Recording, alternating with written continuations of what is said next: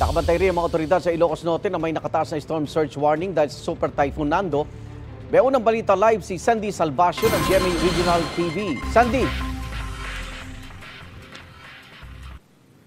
Igan, narito ako ngayon sa Kapitolyo ng Ilocos Norte at sa mga oras na ito ay tumila na yung pag-ulan na may kasamang hangin kanina. Sa ngayon, isinailalim na sa Tropical Cyclone Wind Signal number 3 ang northern at central portions ng Ilocos Norte at signal number 2 naman sa iba pang bahagi ng Ilocos Norte bunsod ng Super Typhoon Nando. Puspusan na rin ang pagbabantay ng Philippine Coast Guard Ilocos Norte dahil sa inilabas na storm surge warning ng mga otoridad sa mga baybayin ng Banggi, Pagudpod, Burgos, Bacara, Badok, Curimaw, Lawag City, Paway, Pasukin at Pinili. Inaasahan dito ang alon na may taas mula sa 1 hanggang 3 metro. Posible rin ang pag-apaw ng mga ilog tulad ng Padsan River kaya naman pinag-iingat ang mga residenteng nakatira malapit doon. Samantala sa Ilocos Sur naman mahigpit pa rin minomonitor ng otoridad ang bayan ng Bantay, partikular ang mga ilog lalo na ang Banawang Avra River System.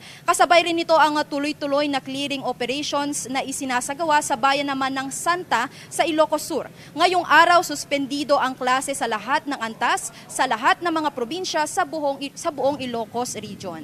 Igan, paalala ng PDRRMO sa mga residente na nakatira sa low-lying area na lumikas na bago pa bumaha. I-secure na rin maging ang mga alagang hayop at yakin na nasa ligtas silang lugar. Igan. Maraming salamat, Sandy Salvacio ng GMA Regional TV.